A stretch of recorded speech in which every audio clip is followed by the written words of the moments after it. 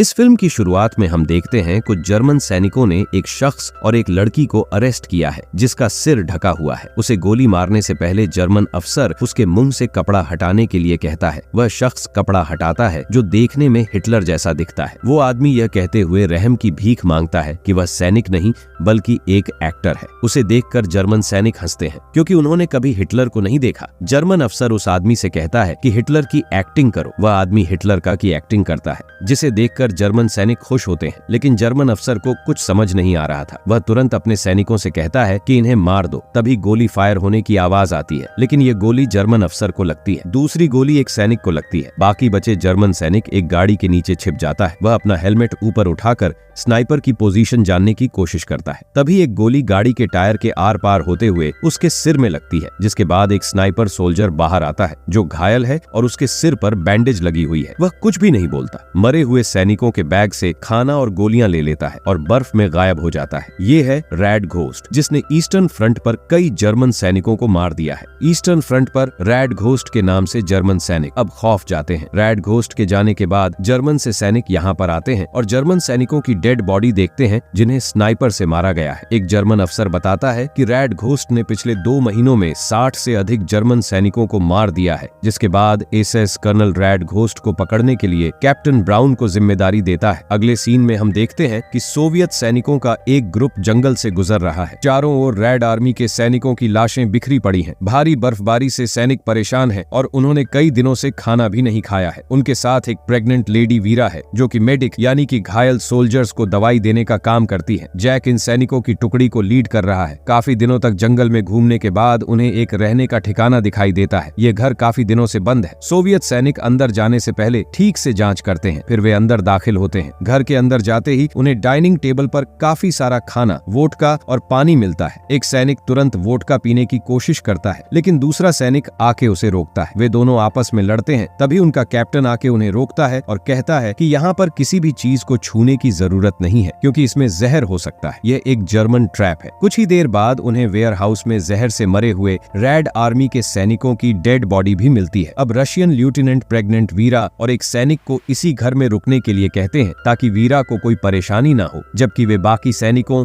और खाने की खोज में आगे जाने का फैसला करते हैं। कुछ ही देर बाद वीरा देखती है कि जर्मन सैनिकों का एक ग्रुप उस घर के पास आ रहा है। दरअसल ये कैप्टन ब्राउन और उसके आदमी हैं जिन्होंने रेड घोस्ट की खोज में इस घर में जाल बिछा के रखा था। वे घर के अंदर आते हैं और खाने को देखते हैं। खाना अपनी यथास्थिति में था, जिसका मतलब कि यहाँ पर कोई भी नहीं आया था। तभी वो रशियन सैनिक पीछे के रास्ते भागता हुआ अपने लेफ्टिनेंट के पास आता है और कहता है कि वह अकेला 30 जर्मन सैनिकों से नहीं लड़ सकता, इसलिए वह वीरा को वहीं छोड़कर आ गया। यह सुनते ही लेफ्टिनेंट उसे एक पंच मारता है। कुछ ही देर बाद जर्मन सैनिक आकर उस घर को घेर लेते हैं, लेकिन उन्हें नहीं पता था कि वीरा घर के अंदर एक बॉक्स में छिपी हुई है। घर में जर्मन सैनिक रेड घोस्ट के बारे में बात कर रहे हैं। तभी एक सैनिक जाके उस बॉक्स पर बैठता है, जिससे वीरा डर जाती है और बक्से में से हल्की सी आवाज आती है जिसे जर्मन सैनिक सुन लेता है। वो जर्मन सैनिक आकर बॉक्स खोलता है। वीरा उस सैनिक को रहम की नजरों से देखती है और वह सैनिक बॉक्स का दरवाजा बंद करके चला जाता है, जैसे कि वहाँ कोई था ही नहीं। जब वह सैनिक बाहर जा रहा होता है तभी ब्राउन उसे बुलाता है और वह फिर से बॉक्स को ओपन करने के लिए कहता है। उन्हें वीरा दिखती है। वह काफी मुश्किल से स्टूल पर बैठ पाती है क्योंकि उसे दर्द हो रहा है। जर्मन के कर्नल उससे पूछताछ करता है। वीरा कहती है कि वह यहीं रहती है और डर के मारे बॉक्स में छिप गई थी। डरी हुई वीरा को जर्मन इंटरप्रेटर आश्वासन देता है कि उसे कुछ नहीं होगा। तभी एक जर्मन सैनिक की नजर ग्रुप फोटो पर जाती है जिसमें वीरा नहीं है, जिसके बाद खोजबीन करने पर उन्हें वहां से वीरा का यूनिफॉर्म और आईडी कार्ड मिल जाता है, जिससे जर्मन को पता चल जाता है कि वीरा सोवियत सेना में मेडिक ऑफिसर है। इसलिए कैप्टन ब्राउन वीरा को मारने का ऑर्डर देकर वहां से स्टीम बाज के लिए चला जाता है। अब वीरा को नंगे पांव बर्फ में बाहर लाया जाता है। उसका चेहरा खून से लथपथ है। दूर से रशियन सैनिक भी वीरा को देखते हैं। वे वीरा को बचाने का फैसला करते हैं। जर्मन सैनिक वीरा को मारने की तैयारी करता है। तभी वीरा कहती है कि एक प्रेग्नेंट महिला को मारने की उसे सजा मिलेगी। वो सैनिक गोली नहीं चला पाता, इसलिए वो अपने जूनियर सैनिक को अपनी गन देकर वीरा को मारने के लिए लिए कहता है। इस जूनियर सैनिक ने अभी तक किसी पर गोली नहीं चलाई थी। अब उसे एक प्रेग्नेंट महिला को मारने के लिए कहा जाता है। वह वीरा को देखता है और उसके हाथ कांपने लगते हैं। वह जूनियर सैनिक बंदूक उठाता है क्योंकि उसे अपने सीनियर के ऑर्डर का पालन करना ही होगा। तभी एक स्नाइपर गन से गोली चलती है और उस सैनिक के गले के आर पार हो जाती है। एक के बाद एक सभी जर्मन सैनिकों पर गोलियां चलती हैं। कुछ जर्मन सैनिक कवर ढूंढने के लिए घर में जाते हैं। मौका देखकर वीरा घास में छिप जाती है। हमें रेड घोस्ट दिखाई देता है। वह जर्मन सैनिकों की ओर हैंड ग्रेनेड फेंकता है, जिसके बाद रशियन सैनिक उन पर हमला करते हैं। वहीं जर्मन रेड घोस्ट की तलाश कर रहे हैं। तभी बर्फ में से एक गन बाहर आती है और जर्मन सैनिक मारा जाता है, जिसके बाद रेड घोस्ट एक एक करके कई जर्मन सैनिकों को मार देता है। तभी एक जर्मन सैनिक मशीन गन से उनकी ओर आ रहा है। रशियन सैनिकों पर फायर करता है। रेड घोस्ट उसे एक ही शॉट में मार देता है। बाथरूम में से कैप्टन ब्राउन रेड घोस्ट को देखता है और अपने ल्यूटिनेंट से गन मांगता है, लेकिन उसके पास गन नहीं है। ब्राउन गन ढूंढने के लिए बाहर आता है। उसे एक जर्मन सैनिक कवर देता है। रेड घोस्ट उसे देखकर फायर करता है, लेकिन वो बचते हुए वेयर हाउस में घुस जाता है। अब रेड घोस्ट की गोलियां खत्म हो जाती हैं। तभी रशियन सैनिक वहां पर आ जाते हैं, जो रेड घोस्ट को कवर देते हैं और वह राइफल लेकर बाथरूम में चला जाता है। तभी अंदर छिपा हुआ जर्मन ल्यूटिनेंट उस पर गर्म पानी फेंककर बाहर भाग जाता है। उस पर फायरिंग होती है।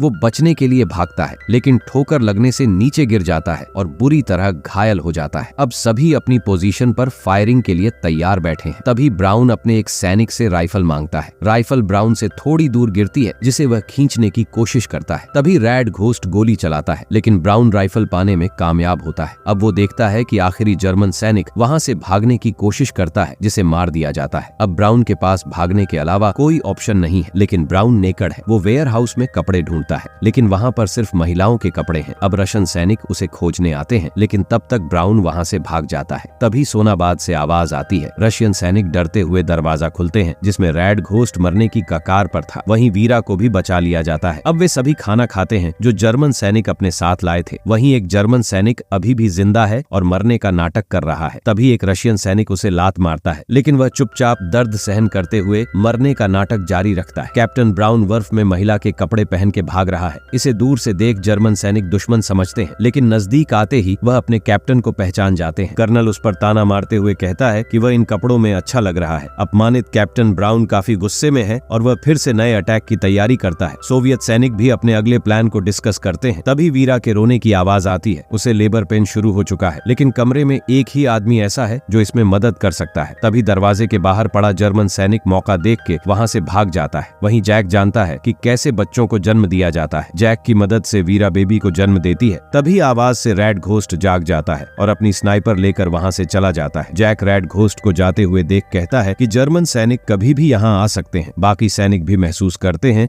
कि एक खतरनाक युद्ध होने वाला है। सब अपने अपने राइफल लेकर अलर्ट हो जाते हैं। कुछ ही देर में कैप्टन ब्राउन अपने सैनिकों के साथ पूरे एरिया को घेर लेता है। दूर से हमला करने के लिए वे मोटार लेकर आते हैं और बमबारी शुरू करते हैं। रशियन सैनिक पलटवार करते हुए मशीन गन से फायर करते हैं। एसएस कर्नल मशीन गन पर मोटार फायर करने के लिए कहता है। तभी जर्मन सैनिकों को पीछे से गोली लगती है। हमें फिर से दिखाई देता है रेड घोस्ट जो कवर लेकर स्नाइपिंग कर रहा है। वहीं जर्मन एसएस कर्नल लगातार फायरिंग करने का ऑर्डर दे रहा है। तभी उसके पास एक ग्रेनेड आके गिरता है और बड़ा धमाका होता है। कैप्टन ब्राउन पीछे मुड़ के देखता है और मान लेता है कि कर्नल मारा गया, इसलिए अब वह खुद जर्मन सैनिकों को लीड करता है। ब्राउन सैनिकों के साथ घर पर हमला करने के लिए आगे बढ़ता है। वहीं रेड घोस्ट अपनी आखिरी सांसें गिन रहे जर्मन एसएस कर्नल को नजदीक से गोली मार देता है। जर्मन और रशियन सैनिकों के बीच घमासान लड़ाई होती है। दोनों ओर से सैनिक मारे जाते हैं। जर्मन सैनिकों की संख्या ज्यादा है। रशियन सैनिक के हाथ में गोली लगती है। जैक समेत बाकी रशियन सैनिक मारे जाते हैं। ड्यूल अपने साथी को बचाने के लिए बाहर आता है। तभी ब्राउन उसे गोली मार देता है। वहीं मशीन गन चला रहे सैनिक घायल होने के बावजूद फिर से फायरिंग करता है। तभी एक जर्मन सैनिक उस पर हमला करता है। उसी वक्त रेड घोस्ट उस जर्मन सैनिक को मार देता है। वहीं एक रशियन सैनिक को वोडका मिल जाती है, जिसे पीने के बाद वो और भी जोश में आ जाता है और मशीन गन से कई जर्मन सैनिकों को मार देता है। उसे भी गोलियां लगती हैं, लेकिन उसे कोई परवाह नहीं है। तभी एक जर्मन सैनिक ग्रेनेड फेंकने की कोशिश करता है, लेकिन घायल ल्यूटिनेंट उसका पैर पकड़ के उसे नीचे गिरा देता है। ग्रेनेड वहीं फट जाता है और दोनों की मौत हो जाती है। कैप्टन ब्राउन अंधाधुंध फायरिंग कर रहे उस रशियन सैनिक सैनिक को हेडशॉट मार देता है। अब बैटलफील्ड में रेड घोस्ट और कैप्टन ब्राउन आमने सामने होते हैं। वे दोनों हैंड टू हैंड फाइट करते हैं। कुछ ही देर में ब्राउन रेड घोस्ट पर हावी हो जाता है। वो चलते हुए अंगारों पर गिर जाता है। कैप्टन ब्राउन अपनी पिस्तौल निकालकर